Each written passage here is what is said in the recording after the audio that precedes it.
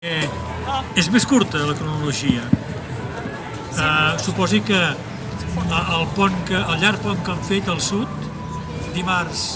dilluns i dimecres era festiu, doncs això fa que potser les coses s'hagin paralitzat momentàniament.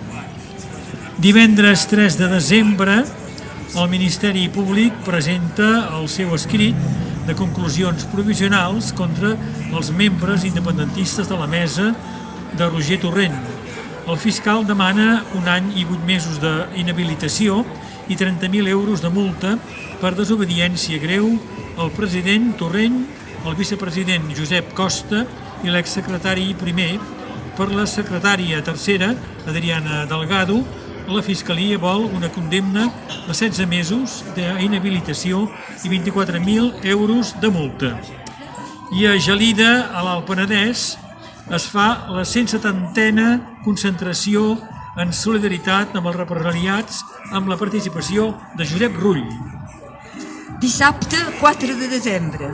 Centenars de persones participen en una marxa de Call d'Atenes fins a Vic per reclamar l'absolució de Roger Aguayo, el jove detingut durant la vaga del febrer del 2019 al tall de la C25 a Bogurd.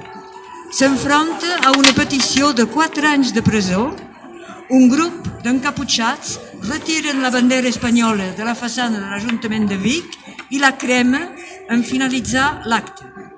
I el dimarts 7 de desembre, Meridiana Resisteix arriba als 600 dies de resistència per la independència i arriba amb més de 40 sancionats per la policia i un judici per atemptat a l'autoritat. I dimecres 8 de desembre, a Lloret de Mar, 162 dimecres exigint la llibertat pels exiliats i els represaliats i demanant la República Catalana. Vet aquí. Molt bé, gràcies.